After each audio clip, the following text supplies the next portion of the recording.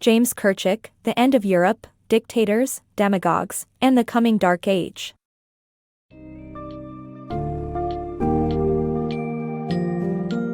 Step into the turbulent world of European politics and the impending collapse of the European Union (EU). In James Kirchick's book, The End of Europe, Dictators, Demagogues, and the Coming Dark Age, he paints a bleak picture by unraveling the prominent forces at play such as Brexit, growing anti-Semitism, and rising populism. Delve into the contrasting dynamics of European nations, from the financial crisis in Greece to Germany's political ambivalence, while Kirchick ponders the viability of the EU. The book also examines the considerable challenges Europe faces, including the rise of nationalism in Russia and Hungary, and the backlash against Muslim immigration.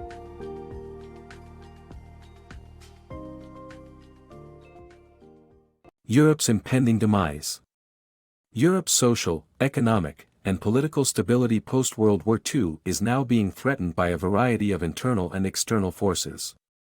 The Brexit vote has led to other cracks in the foundation of the European Union, which include nationalist movements, violent anti-Semitism, and a backlash against Muslim immigration. Many Europeans are now choosing populist leaders over more moderate ones, and parliamentary elections are seeing fewer voter turnouts. Although Europe and the United States remain crucial allies, their differences in values and priorities are becoming increasingly apparent. Despite its flaws, the EU is currently the best system for governing Europe, but its impending demise seems inevitable. Putin's Russia. Vladimir Putin's leadership in Russia is marked by his disregard for world opinion, his focus on lining his pockets and recasting Stalin as a Russian patriot.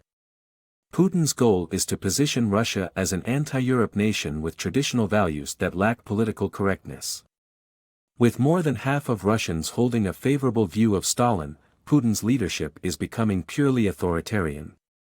His talk of a Russian world and Russian exceptionalism reflect Hitler's talking points of victimization and ethnic oppression. The tampering with the U.S. 2016 presidential election also underscores his leadership's deviation from civilized world powers. Hungary's revisionist history. Hungary, under Prime Minister Viktor Orbán, has engaged in revisionist history. The country rewrote its Holocaust participation and embarked on a new era of nationalism and intolerance.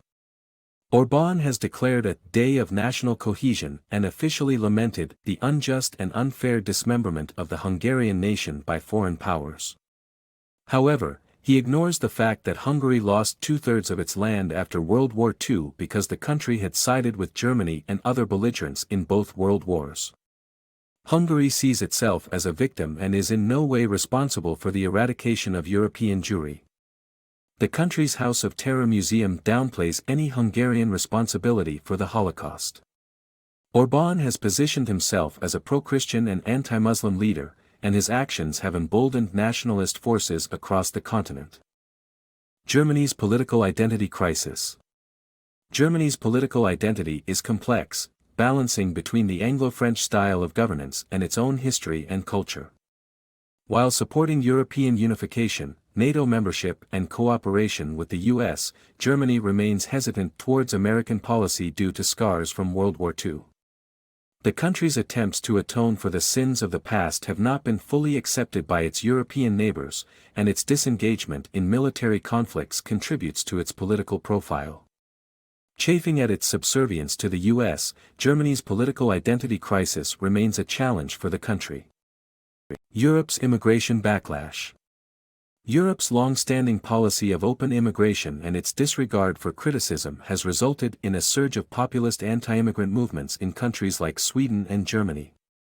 The EU's leniency towards Muslim men entering the continent has been met with increasing opposition from citizens, who have suffered consequences such as sexual assault, which many European officials try to cover up because of political correctness. Racism is treated harshly in Germany, where hate speech laws can be interpreted in a vague and expansive way. Europe's political correctness has resulted in many white Europeans being labeled xenophobic and racist when they raise any concerns about immigration. This has only served to fuel support for movements such as Pegida and the Sweden Democrats, a formerly neo-Nazi party that has since gained significant traction in the country. Anti-Semitism on the rise. While Europe is politically correct, anti-Semitism is spreading. France, with its multiculturalism, recorded 850 attacks on Jews in 2014. France's Jews and Muslims fail to integrate, and tension arises. The blame is unjust, as French Jews have no role in Israeli policy. Anti-Semitism is spreading throughout Europe, and becoming mainstream. As France tries to deal with these attacks, French Jews leave the country for Israel. 8,000 French Jews left for Israel in 2015, 4 times the number of those who emigrated 4 years earlier. Brexit and the EU's problem with relevance. In 2016, the majority of Britons voted to leave the EU, despite being urged by the head of the Bank of England, union leaders, and economists to stay. Brexit was driven by the leave sides fast and loose tactics, with the truth, at the center of which was Boris Johnson, a longtime proponent of EU withdrawal. Johnson and his ally Nigel Farage spouted conspiracy theories about the EU but failed to provide evidence to support them. The EU is an imperfect system of governance, but it remains the best option Europe has. Brexit exposed the EU's problem with remaining relevant, as most nations view EU membership as transactional. While the older generations of Europeans recalled the horrors and privations of war, the memory of European unity fades 7 decades on. The EU needs to address its relevance when it comes to attracting younger generations, especially in Mediterranean nations with 50% youth unemployment. Brexit exposed clearly the downsides of EU membership, as the unrestricted immigration brought Britain a large number of transplants from Poland, Romania, Bulgaria, and other former Soviet states, willing to work long hours for low wages. The real cause of Greece's financial collapse.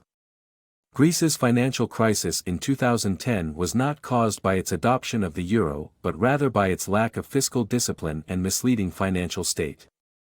The country provided extravagant social benefits and had an unsustainable public sector employment rate while evading taxes. Retired public employees received pensions equal to 96% of their pre-retirement salaries, and a significant portion of the population was unemployed. The International Monetary Fund had to provide the largest loan in IMF history to rescue Greece. The euro is a sound economic reasoning, and a single currency is more efficient than a multitude of currencies in an increasingly global economy.